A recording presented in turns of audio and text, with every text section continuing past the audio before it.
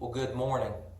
Good, beautiful Wednesday morning. I hope that you have awakened with joy in your heart and peace in your soul, that you realize that this is the day that the Lord has made and that we are going to rejoice and be glad in it, that God has given us a gift.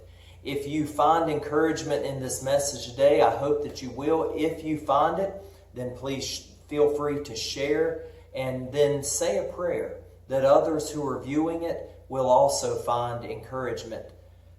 Today we're going to talk out of Esther 4. Esther 4, 13 and 14. Many of you are familiar with this verse. In fact, I would go so far as to say that many people have this as one of their favorite verses of the Bible. So we're going to read it. It says, "And Mordecai told them to answer Esther, 'Do you think in your heart that you will escape in the king's palace any more than all the other Jews? For if you remain completely silent, at this time relief and deliverance will arise for the Jews from another place. But you and your father's house will perish. Yet who knows whether you have come to the kingdom for such a time as this?'" You know, I find people many times are more willing to speak on their political beliefs, on what their grandchildren are doing in school. Some will tell things that just probably should not be told outside of the house. They are more willing to talk on those things than they are willing to witness for the Savior that saved their soul. They are more willing to talk about their different ideologies than they are Jesus, the one that came and gave it all so that we might have life. Last week we talked about service. Going to continue that theme just a little bit this week. See, the Bible is very clear. Jeremiah 29:11 tells us that God has a purpose for us. I would invite you to go and read Jeremiah 29:11. He has a purpose for us, a plan. The Bible also is very clear that we are called, that God chose us from the foundation of the world. Before the foundation of the world was laid, God already knew that we would be part of His kingdom. So when we think about this, we have to believe that we are brought to the kingdom for a reason. We are brought to the kingdom for a reason. And I would ask you sometime today to slip off to a quiet place where you can meditate and begin to think about, why are you in the kingdom? Why are you in the kingdom? See, the why can't be so that I can stay at home and watch preachers on TV. I don't think that's the reason. God has a plan for us, and we need to seek His guidance on the plan. See, the why is more important to God than the where, the who, the how, the what, and the when. God will take care of all of those based on the why. He'll take care of all of those other things based on the why. See, our why doesn't change. Our why has to be that we are serving God because we love Christ, and that we are loving Christ, we are loving God by loving His people. That always has to be our base why. And if we are doing something that no longer is reflected, then it's not that the why has changed. It's that perhaps God now has a new what, and a new how, and a new when, and a new pieces. See, God is very clear on the why of what we do. We are to love God, and we are to love our brother, right? That when Jesus talked about it, He said these are the two greatest commandments. The first greatest commandment is love God And then the next one is love your brother, love your neighbor. And Jesus made a very interesting statement there. He said, on those two hang all of the law and the prophets. So if we get those two straight, boy, we've arrived. Our why is important to God.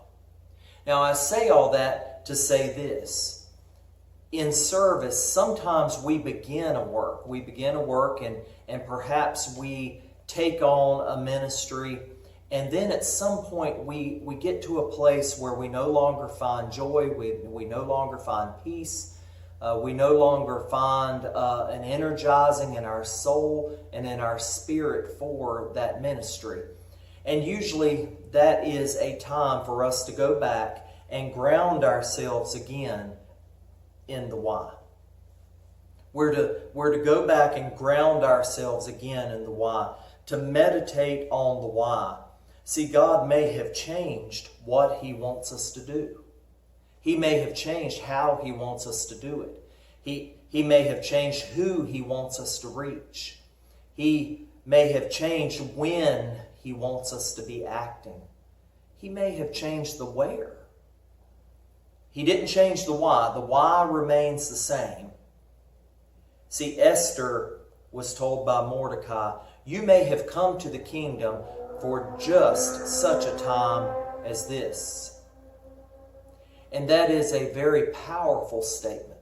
That's a very powerful statement from Mordecai. See, Esther had many things that went on. She was brought into the king's house. She found favor in the king's eyes. She obviously was a very beautiful, beautiful person, but God had given her all of those things so that she could be in a place where she could serve the purpose of saving her people, the Jews. That doesn't mean that for the rest of her life, Esther spent every day going into the king's house, walking up to him and saying, I'm here to save the Jews again today. That's not what it's saying. It's saying that she was brought to the kingdom for just such a time as this. But later on, Esther may have served other purposes. And so it is true with us. So it is true with us. So I would invite you today, and I would encourage you today, to sit down, not in a guilty way, not in a shameful way, not in a woe is me, I failed you, God way, but in a joyful way. Sit down in a very quiet place and seek God's face as to the why you are in the kingdom. Seek God's face as to the why of why you are in the kingdom, and then seek His guidance on what you should be doing, where you should be doing it, when you should be doing it, who you should be doing it for, and then how you should be doing it. Because that is important.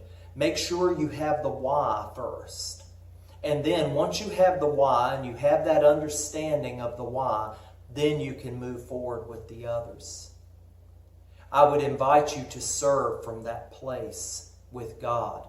I encourage you today to be hopeful in what God is doing in your life, and know that when you seek God's face, He will change things in a way that will bring joy back to your life, bring encouragement back to your life. Perhaps you are there to reach your grandchildren. Perhaps you're there to reach a neighbor across the road. Perhaps you're there to reach a coworker. Perhaps you're there to reach a truck driver that you meet along the road.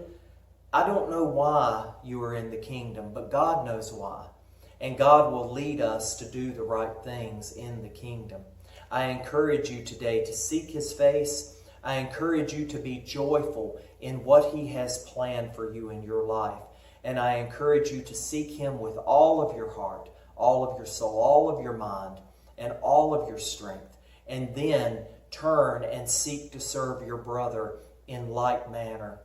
I love you. I know you love me. I pray for you. I know you are praying for me. I pray for this nation. And I pray for the things that are going on. And I hope you are encouraged today. And again, if you have been, share this video in such a way as maybe someone else will be lifted up. And I love you, and I hope you have a great day.